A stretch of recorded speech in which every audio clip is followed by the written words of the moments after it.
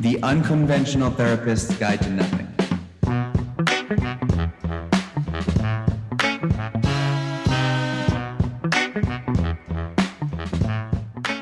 We are the Unconventional Therapists, and this is your guide to nothing, where each and every week we take a topic, theme, or thing, overanalyze it, and make it all make sense in the scheme of life, living, and mental health. Hey, everybody. Thanks for tuning in. I am Dave, and I'm here with my co-host, Greg, the Dream Master. Greg, what's up? I'm dancing in your dreams tonight. I don't like that. What's up? So today, Dave, thanks for spoiling my lead up. I intentionally did that. We're talking about something, dreams, obviously. They can be beautiful, terrifying, comforting sometimes. They can be unsettling, insightful, and ridiculous. But what we're going to try to do today is talk about their meaning and purpose, if they have any at all. So what is a dream? It's a series of thoughts, images, sensations that happen in your mind during REM sleep. And you remember REM sleep, right, Dave? What do you mean remember it? Like I still have it. Okay, good. Pretty sure Every night. I'm pretty sure I dabble in that once in a while. I gotta be honest, I don't dream that often. But yeah. I really don't. So you're in REM sleep when the areas of your brain are associated with imagery and emotion, they become more active. But you're dreaming not when you're in your deepest sleep. You're dreaming when you're closest to being awake. Did you know that? So I mean, that kind of makes sense because, like, think about daydreams and things like that. Yeah. Right. Yeah, and so when you're in REM sleep, though, your body has to release chemicals essentially that paralyze you so that you don't act your dreams out. We've talked about this a little bit. Yeah. You can wake up during this state, and it's terrifying. And that's sleep paralysis. We talked about that on the Suns episode. That would be, the hypnopomping state where you're waking up, but your body hasn't released that chemical where you regain control of your body. So you wake up and you're still paralyzed. It's kind of terrifying. Yeah. But today, I mean, that's enough about essentially when you're dreaming. Today, we're going to talk about, like, what do they mean? What is dream analysis?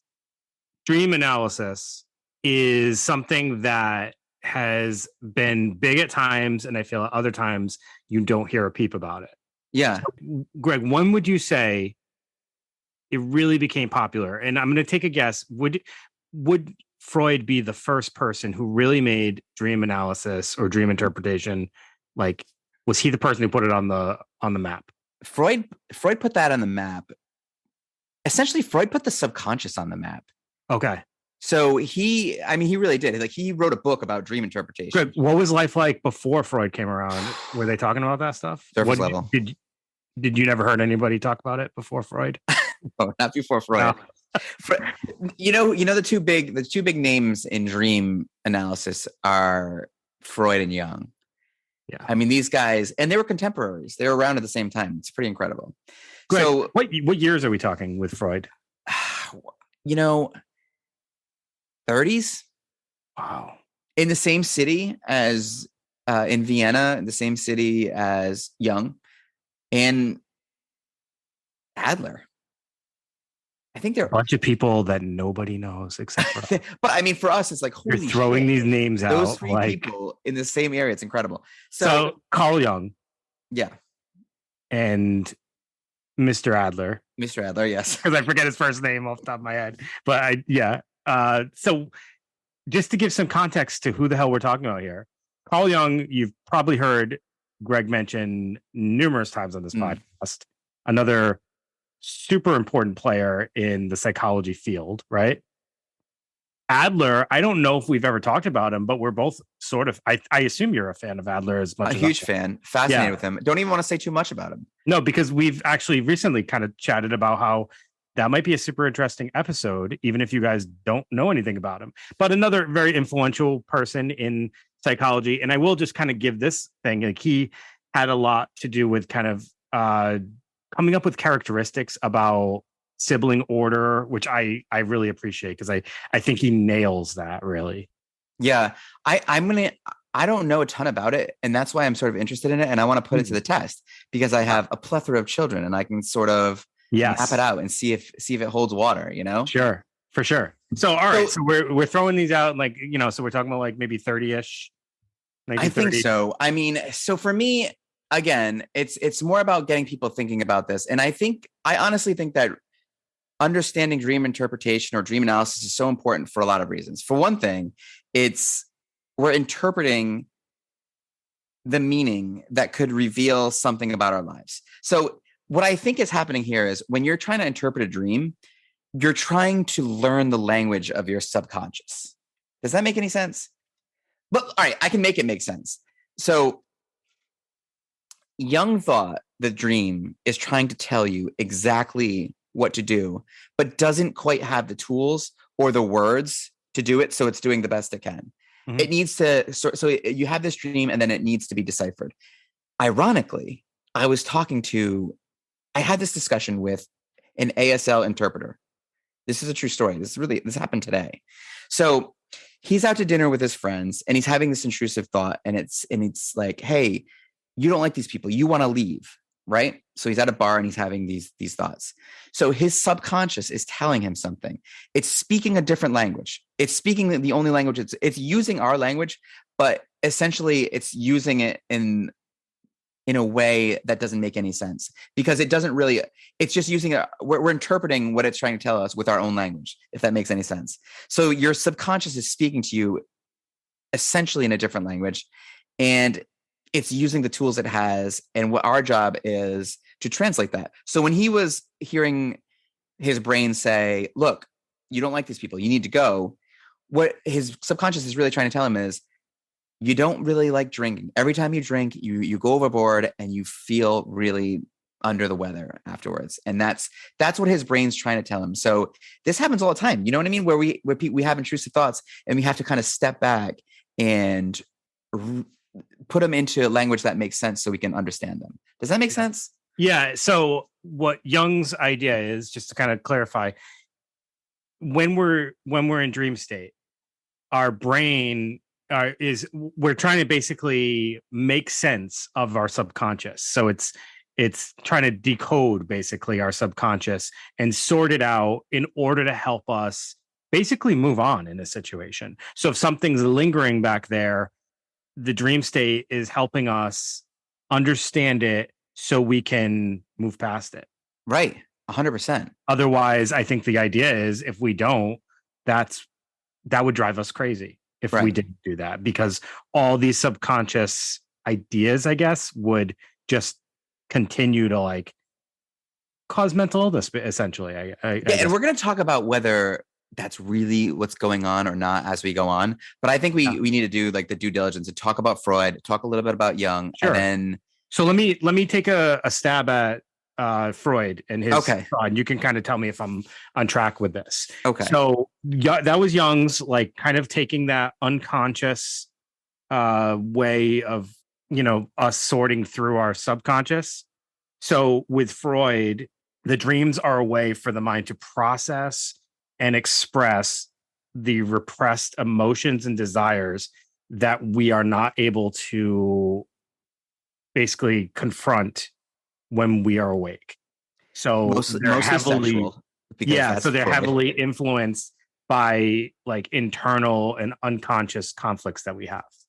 So, and I guess Freud's idea is like during the day, your conscious mind can be pushing that back, but at night, like your true self is almost revealed, and everything that's repressed, everything that's your innate desires and your sexuality and all these things sort of come to the surface, and there's nothing to hold them back. And then you have to interpret what that's about. Didn't Freud have the quote, the freaks come out at night? Yep. Was that Houdini or Freud? I can't remember. It was one of the two. I can never remember that one. I always mix those two up. I heard a couple of like, I think this was actually in Freud's dream interpretation. You're talking about like two examples, flying. Maybe I'm wrong. Maybe it wasn't in that. But flying could represent like this desire for freedom or independence, being like an example. Drowning could represent like overwhelmed by emotions. But one thing I do think was also important to note and Greg, correct me if I'm wrong, but like it's also individualized. Mm-hmm. So it won't mean the same thing for every person. Is that correct? Was that Freud that identified it that way? 100%. Okay. So, I mean, really, that's what we're doing in therapy a lot of time, anyways. Is this whether or not, and we'll get there, whether or not you think that there's anything to like the subconscious and those meanings, taking a look inside and being sort of introspective is going to be useful no matter what. Like, what am I thinking about? What does this really mean? Like, could it mean this? It's like getting you to examine your life and the things that could potentially be wrong, Sure. I'm kind of under the philosophy, and Greg, I'm going to assume you're the same because you are a pretty analytical person too. I think there's benefit to analyzing almost anything in some capacity. But, just for an example, a book, a movie. Like we do that all the time. We take books and we take movies and we try to find themes in them, or we interpret meaning and, try to learn from them.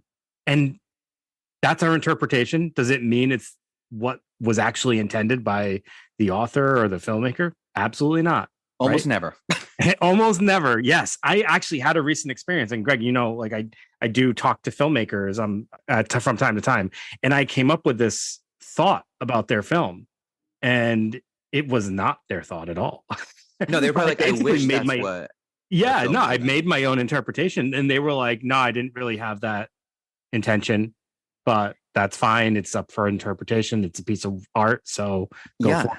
No, you're right. Even Socrates talks about that. Like the saddest thing in the world is an unexamined life. Like without introspection, what are we even really doing here? And Freud also went a little bit deeper to kind of break down dreams and understand what they mean. He broke them down into, understanding the dream meant that you had to take the manifest content. So the manifest content is like the surface level stuff, like what's happening in the dream. For example, you're opening a box and then it's empty. Then he said you need to take the latent content, and that's like the hidden symbolic meaning, and where you're trying to see this manifest content, this basic stuff that's happening in the dream, and kind of suggest something about it. So, for example, that empty box, you're opening an empty box. That could mean, like if you're interpreting the dream, it's like something about your life is unfulfilling. You're missing something. You need to make a change. It's kind of all these things, right? Yeah. So yeah, that could be kind of wishy-washy, but that gets somebody thinking. What is going on in my life that needs work? It's interesting. That's exactly it. Like that last part you just said, it gets you introspective because you essentially have to connect dots. And like I said, it's individualistic. So it's like what that empty box means to you might vary based on, whatever experiences you have going on, whatever situations you have going on. And that might be totally different for what I have in my life. 100%. So just one more thing about him. He had this really interesting dream. I don't know so I read this. I don't know if it was really a dream he had or if he made it up just to kind of make a point, but he said he had a dream where Freud was digging in a house and Freud was in the basement, and Jung comes down the stairs and he sees Freud down there.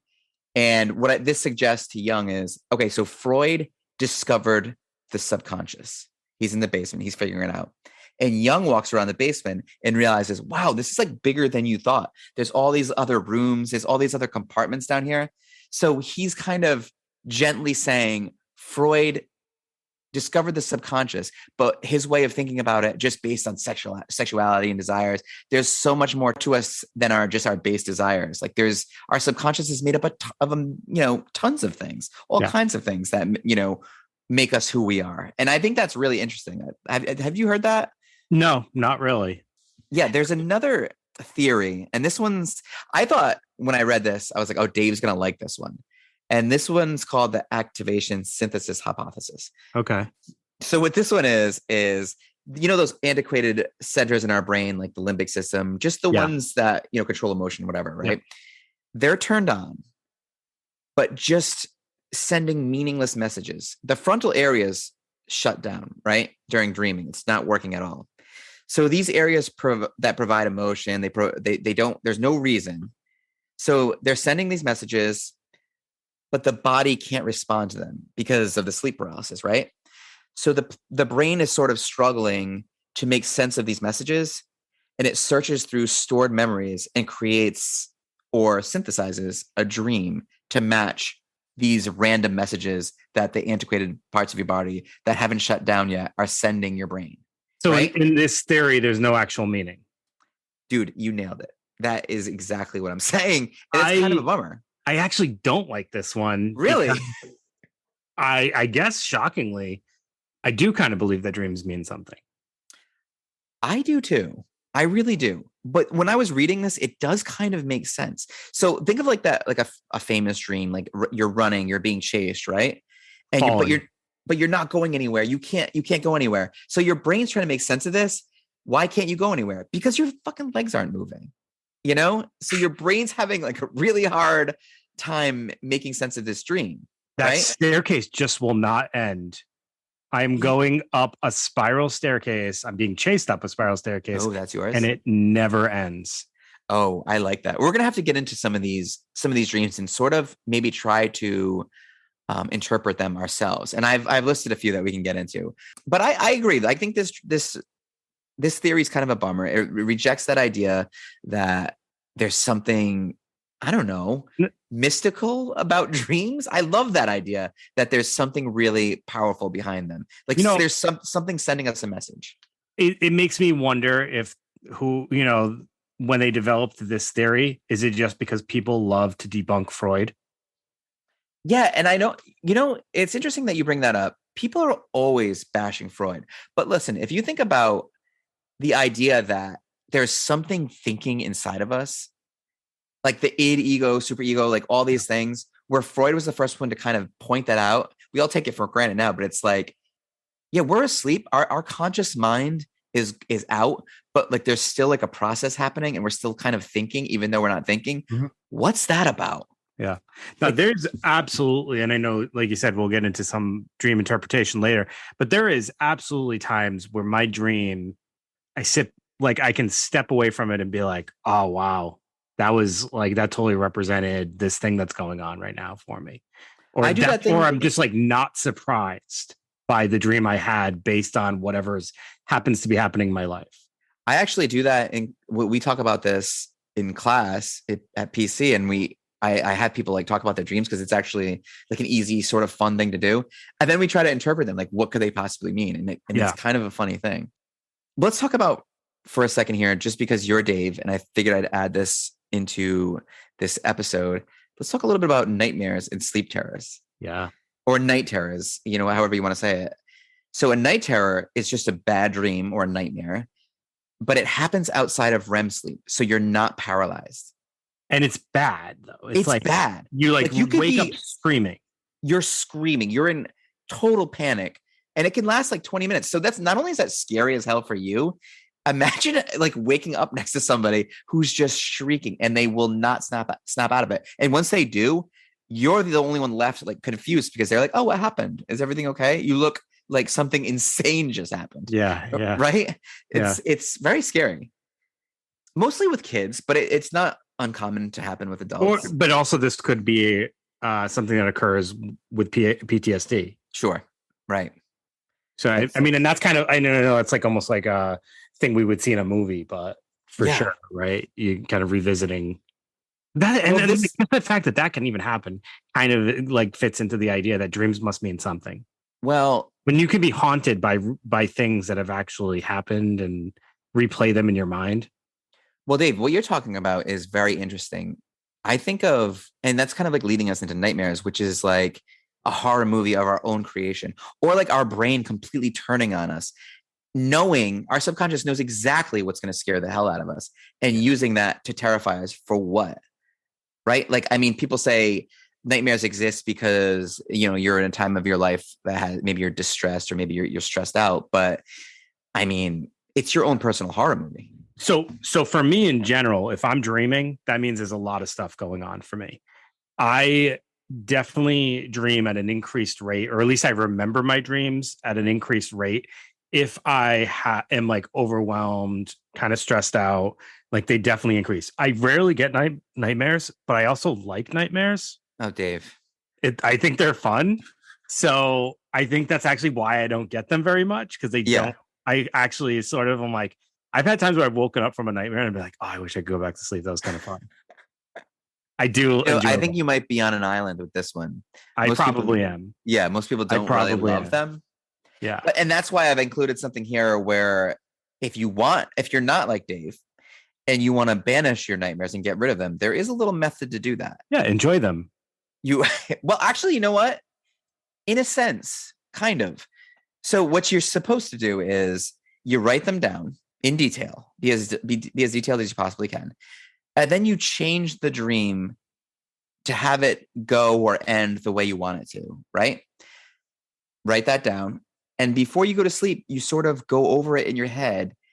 They call it imagery rehearsal. And the idea is that just like with any other intrusive thoughts or even a traumatic event, some methods of, getting Exposure over therapy. that. Yeah. Like you want to change the story. Yeah. Change the outcome. Right. And just the more that you repeat a story, the less impactful it becomes. And that's something I've definitely done with people. And so before you're going to bed, you're doing that thing where you're like, I'm going to think about that thing that scared the hell out of me. It kind of is like a subconscious hack to, we don't fear that anymore. So that nightmare won't exist, but maybe your brain will come up with another one for you. Sure. If you're really stressed out, So I think it's interesting that just to go back to the sleep terrors a little bit, that whole thing really interests me, where you can be dreaming and your body isn't acting the way it's supposed to, and it doesn't paralyze you. Other things can happen too, like sleepwalking, very dangerous, right? Yeah. Also, sexsomnia. That's a thing where if you can wake up and try to have sex with people, and I don't know if that's like some kind of like built-in excuse that people have created or if that's a real condition, but it was listed, and I had never heard of it. I think it's real. Do you really? Yeah. You've had to say something. Sorry, sexsomnia. My fault. No, but I mean, there's probably too much detail. But like, have you ever like woken up in the middle of the night, but you're not really awake, and you have like felt the desire to, and you? Well, yeah, I think so. Yeah. No, I think that you definitely can wake up and be in different states of. Wait, you think you can wake up and? I think at some point you would like fully wake up during that process. Yeah, and be like, how did this happen? And then it's no longer a. Yeah. All right. And then no longer a dream state, but. And so I guess it's possible in a perfect world for that to happen. Both people are asleep and no one knows, no one's the wiser. It's like you both had a dream. Weird. Yeah.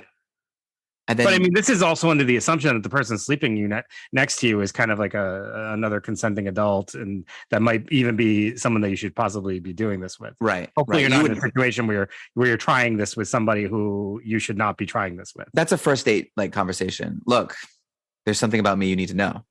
If we're gonna have a slumber party. Yeah, exactly. All right. So let's talk about some of these possible, like, your more common dreams and their interpretation. So let me know if you've had any of these. Being lost or trapped. Have you ever had that dream? Trapped, probably. I definitely think that most of my fears have been visited in dreams at some point in time. And I don't think about it that much. I used to like fear being trapped in like a claustrophobic type situation. Right. So do you know what do you think that would mean?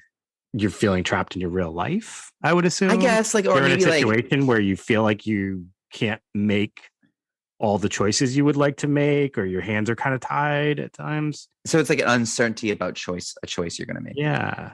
Like you don't know the right move to make.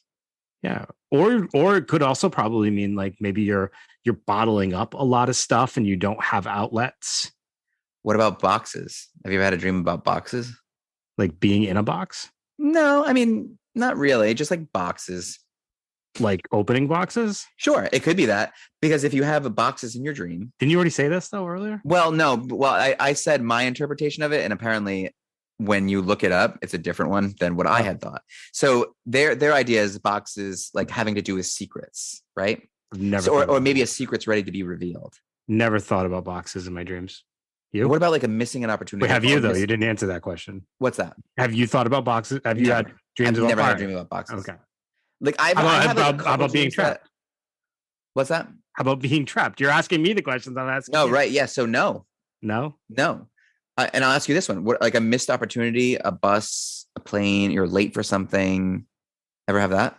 Not really. Well, that one would represent regrets. How about I've you? had this actually. So like falling or sinking. Yes, falling. That's a Yes. common one. Yes, absolutely. But not to be confused, and because I think this might be different. So you ever get that feeling when you're just about to fall asleep, and all of a sudden you feel like you're falling, and you like jolt up, and you're like, 100%. So That's that's when you're in the hypnagogic state. So hypnopompic is when you would have sleep paralysis. There might be the old hag sitting on your chest, that scary stuff where you wake up and you can't move. So hypnagogic is a little bit different. It's the hallucinations or sensations that you can have while you're about to fall asleep.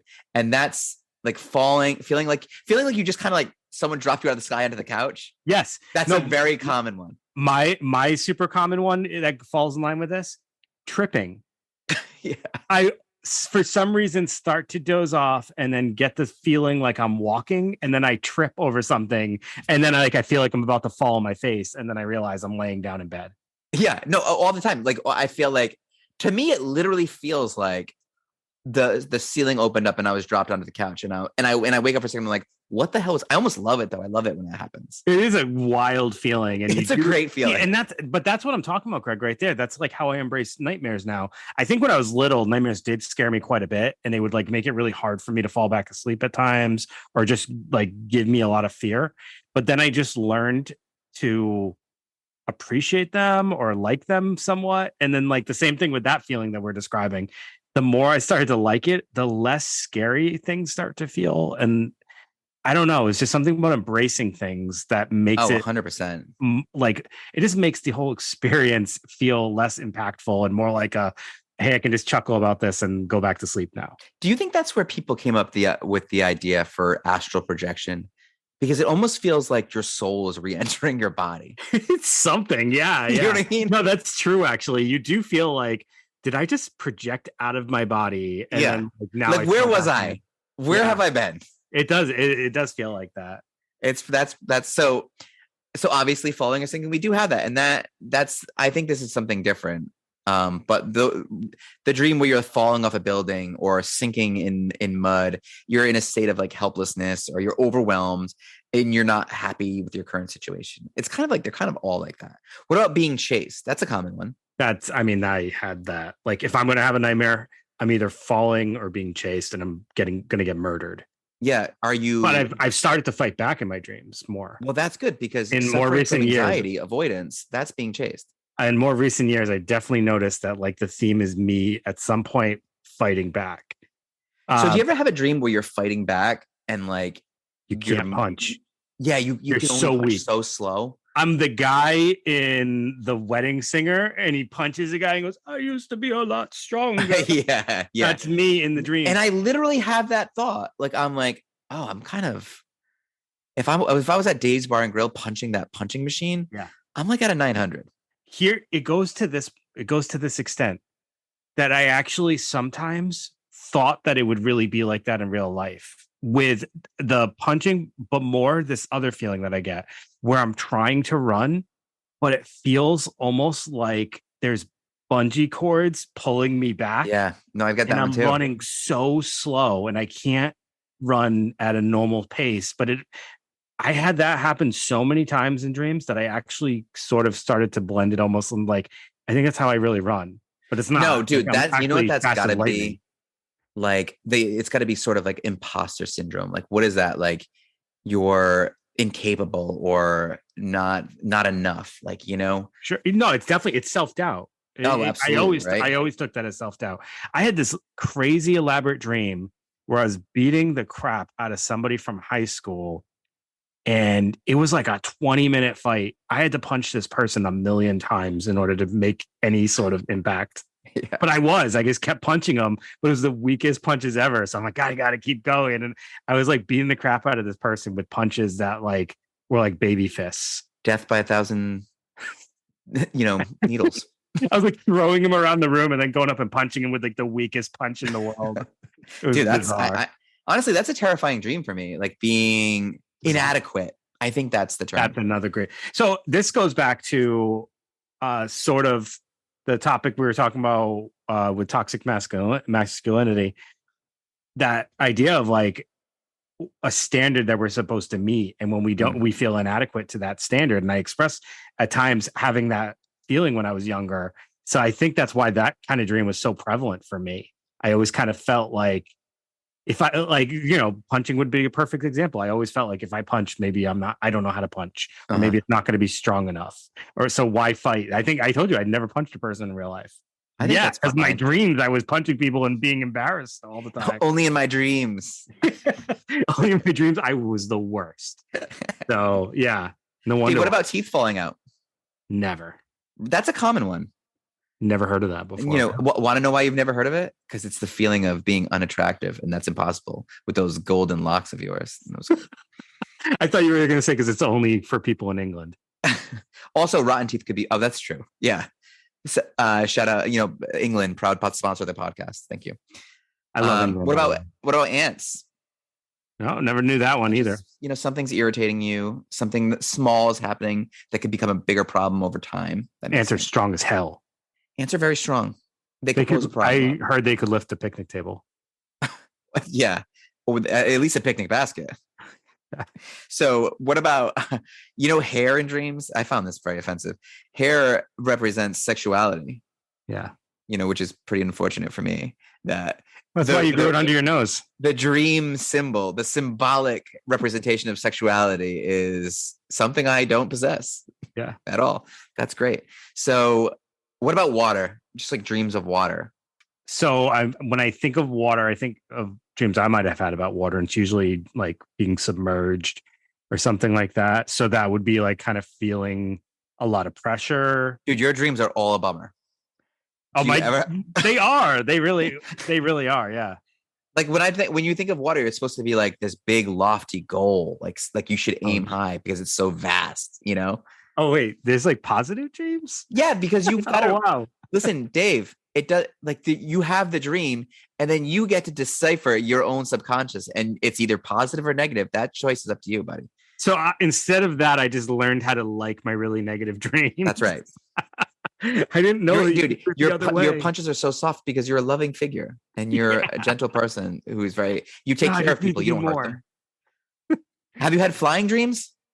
No, I'm afraid of heights. Dude, that's so funny that you say that because everyone was talking about, everyone, the things that I read were saying that, dreams are this freeing, like it's a positive dream. And it's just like supposed to be this best feeling. And I'm like, I would never want to have a dream like that because I'm terrified of heights. To me, that's the ultimate nightmare. Yeah, exactly. I'm flying and then I crash and then I'm submerged in water. That would be my dream. Yeah. Because I'm also and then there's a bunch of sharks coming around and you just give them a bunch of baby punches. Yeah. I'm just very afraid of like getting submerged in water. So that's like not really. That's more scary than sharks to me, probably. Honestly, I think we need to go do some exposure at the beach. Oh, hell no. What are you talking about? Dude, I'll keep my fears. Okay. They're not that impactful in my life. Fair enough. All right. So naked in public? Nah, I wish.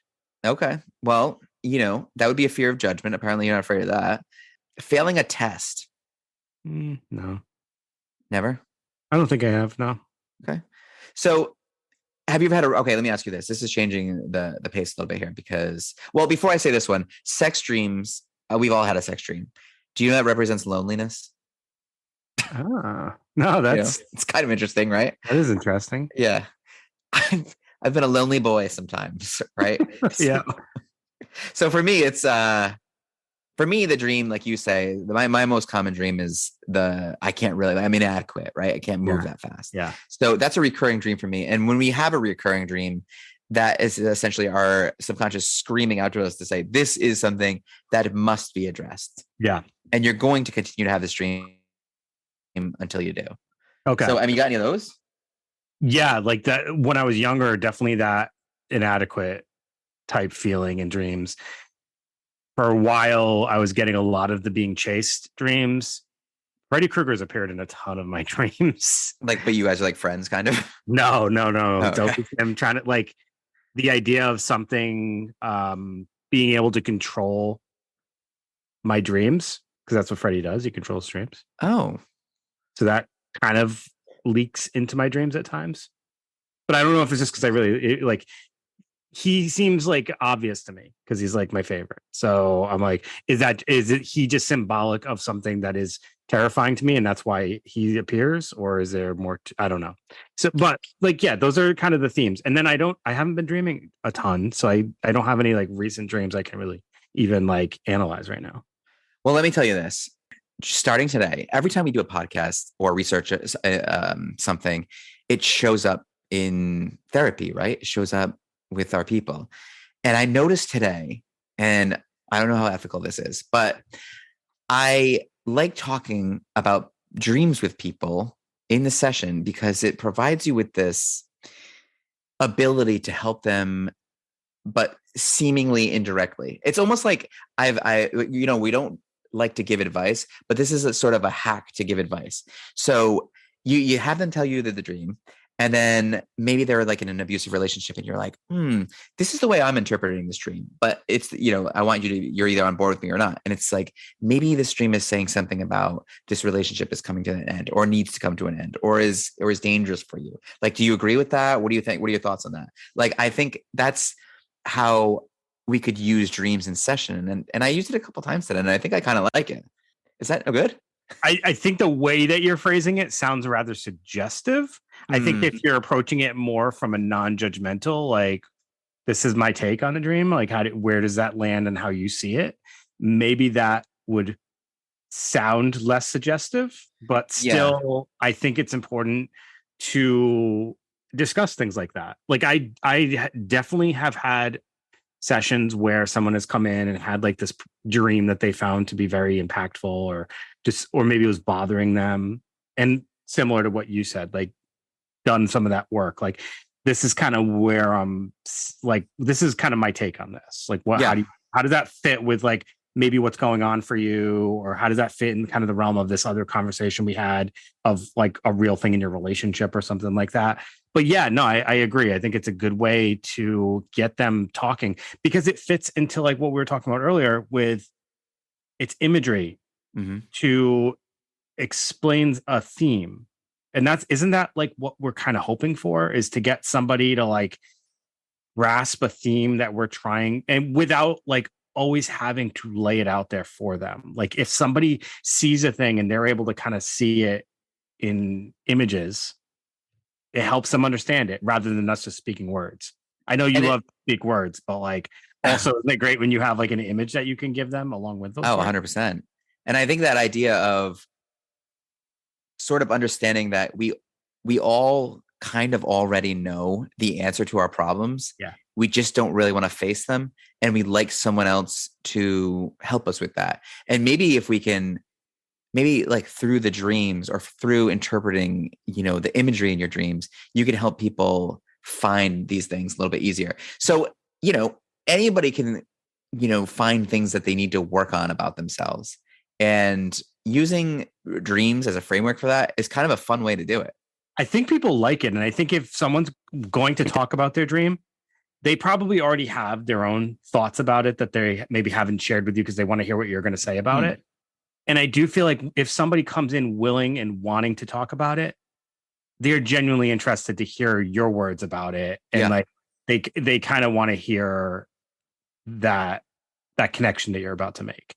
Like, so it means something to them. Like, nobody comes in and tells you a dream and says, "Oh yeah, good theory, bro," and then like moves on onto something else. No, they want to talk about it. They really want to hear about it. Yeah, but isn't that so interesting? And Freud always, like, in the book, there's a picture of an iceberg, and on the top of the iceberg is your conscious mind, and then below, obviously we all know how icebergs work. Yeah, like below the surface, that's your subconscious. So it's so interesting that someone can come in and be like, "Hey, these are the thoughts that I'm having. These are the images that I see when I go to sleep.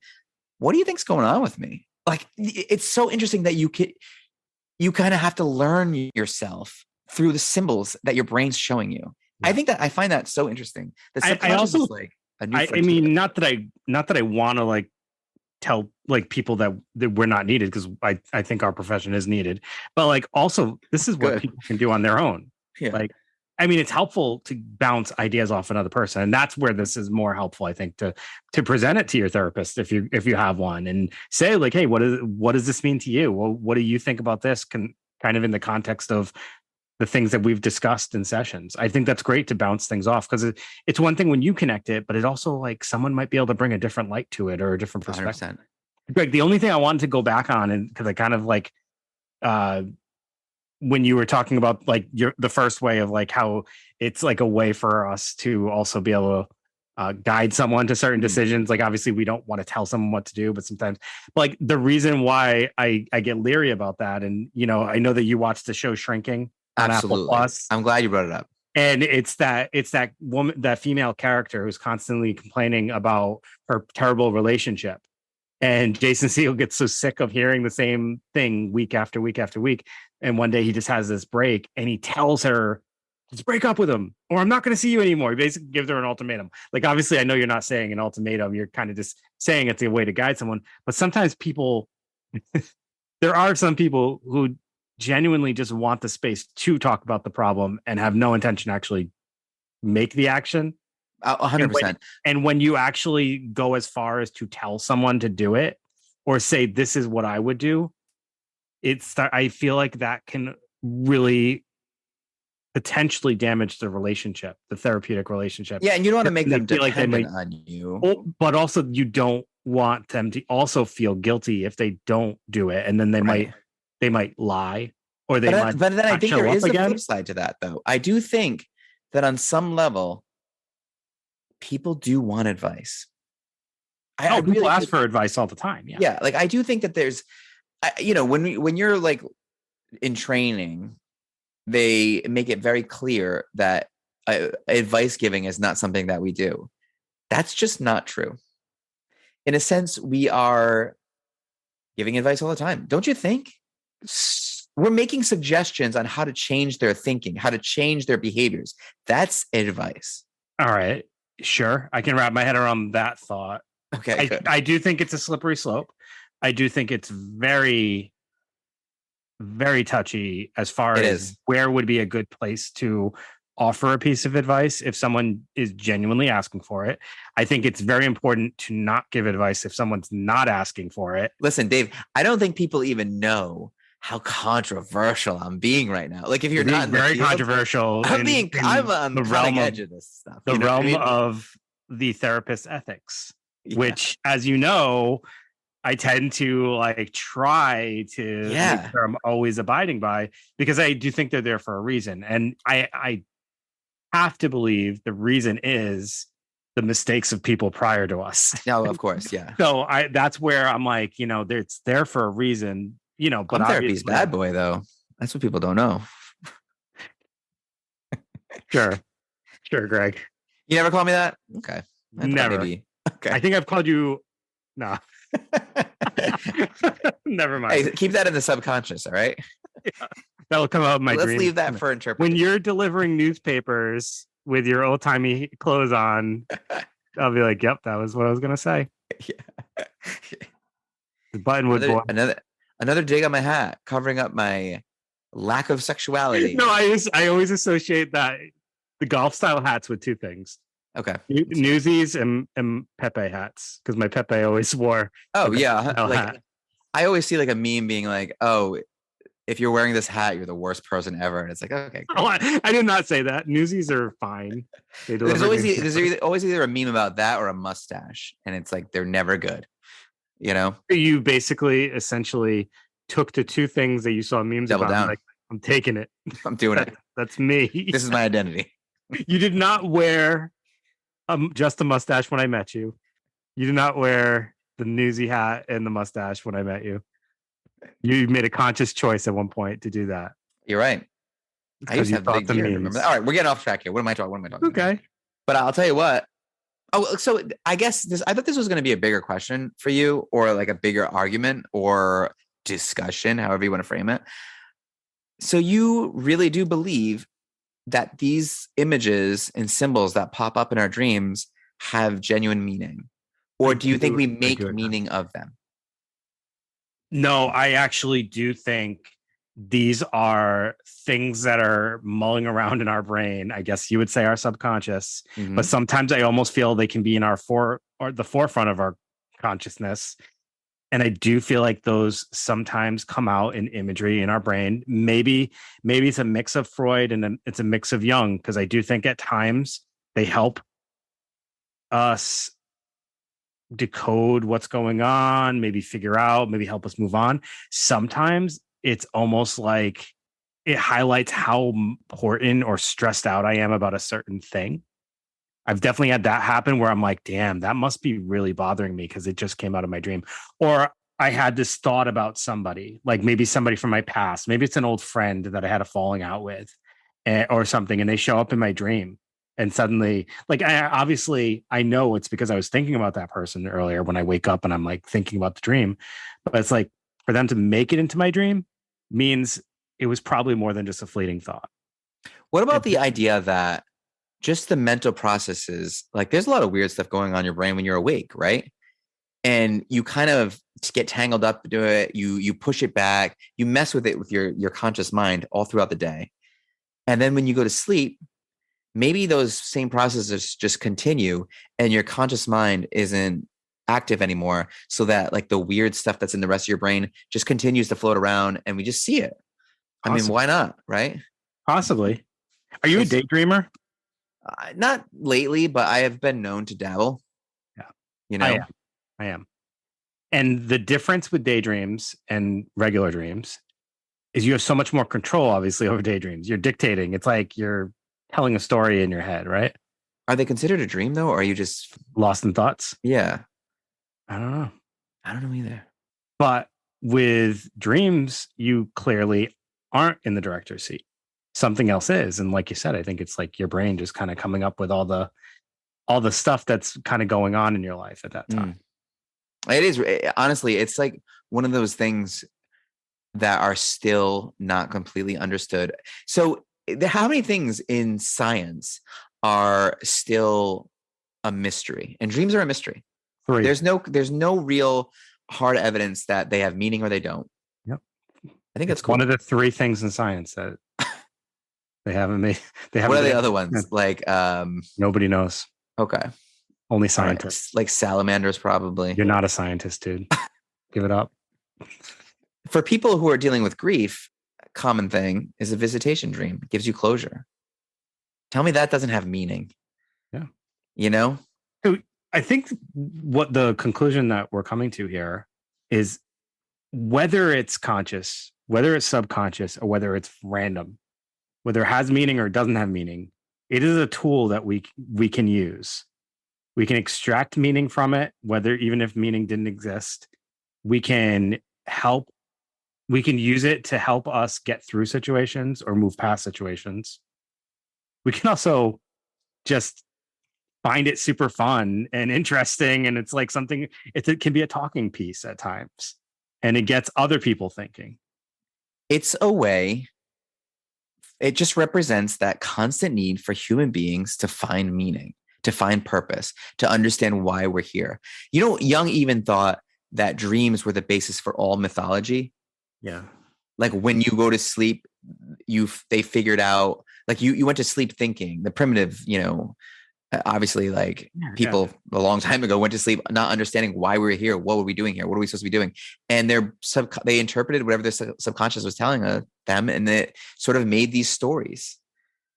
I think it's a very interesting topic. These are reasons that kind of draw me to this conclusion that they are a real thing. Like our dreams are based on real things that our brain is experiencing. It's so, what that just made me think of is I can't tell you how many times I'm just about to fall asleep and suddenly I get the best ideas. Mm-hmm.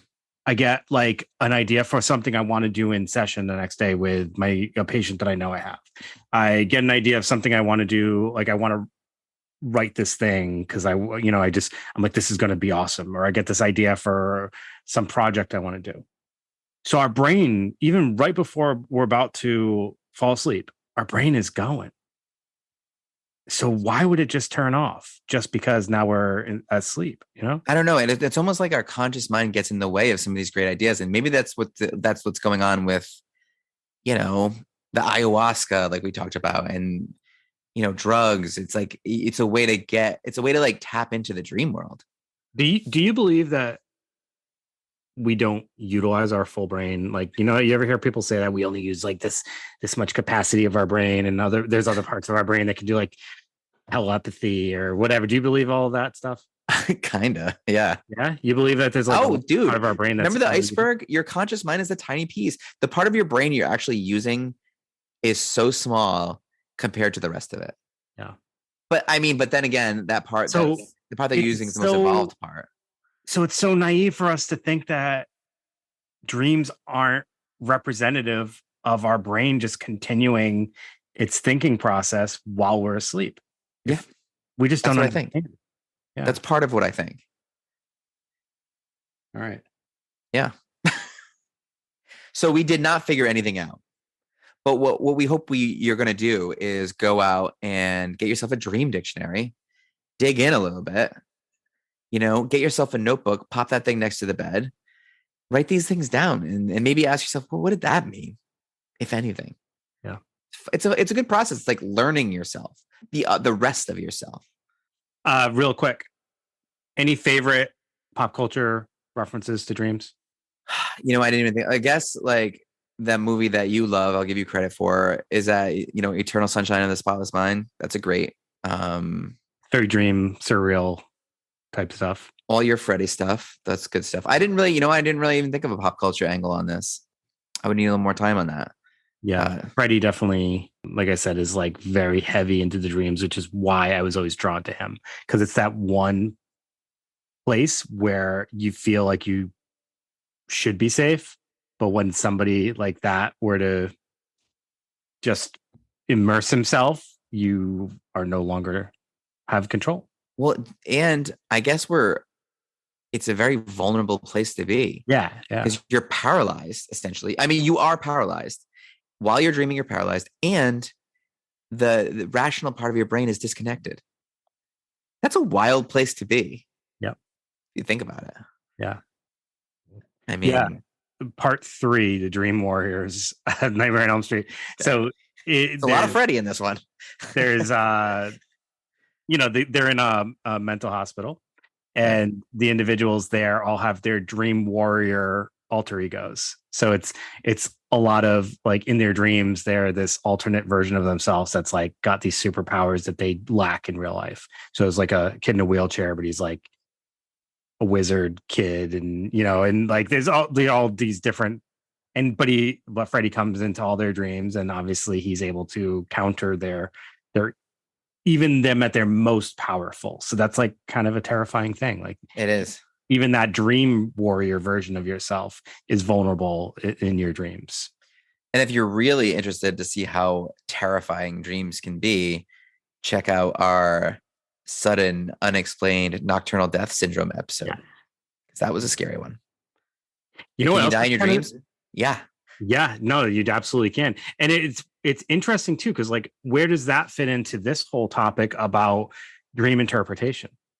Like, I wonder if in that culture there's any insight into dream interpretation, and if that would be helpful for those individuals, because of their strong cultural tie to that folklore and how scary that is. I wonder if this would be dream interpretation would actually be helpful for them. I wonder.